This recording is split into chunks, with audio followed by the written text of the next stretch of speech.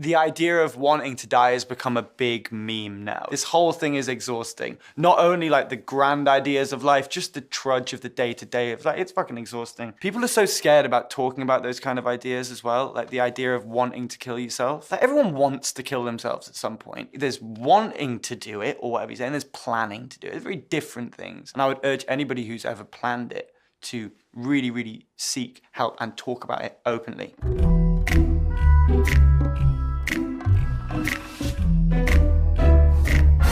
I remember being like in my house with my acoustic guitar. Very seldom are songs written like that for me. It's normally a lot more stylistic, bigger kind of process, but this was quite a humble thing. I think you can kind of feel that. It felt quite British and I really wanted to take it there, but I have a lot of love for like big American rock, especially of like kind of like late 90s, early 2000s.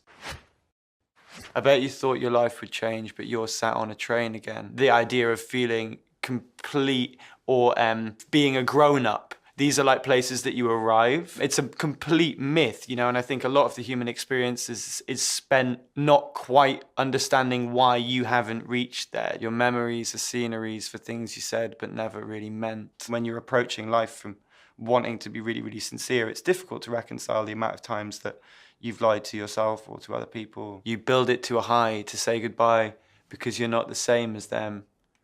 In your death, it won't happen to you, it happens to your family and your friends. We'll have religion, right, as long as people are scared of dying. I don't have that religious perspective, so for me, it's a bit like, what happens after you die? I don't fear death because there's nothing to fear. It's merely not existing. I pretend, and I always want to die sometimes.